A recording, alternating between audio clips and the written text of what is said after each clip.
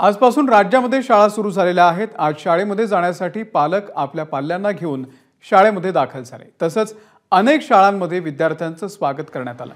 मुंबईमधल्या बालमोहन विद्या मंदिरामध्ये विद्यार्थ्यांचं फूल देऊन स्वागत करण्यात आलं।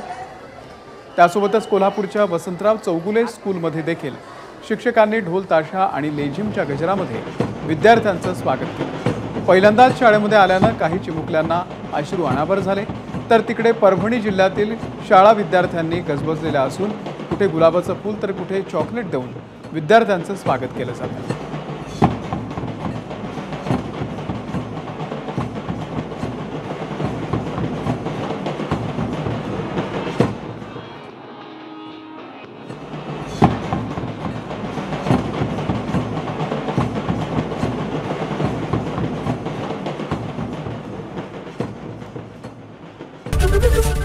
एबीपी माझा, उघडा डोळे बघा नीट।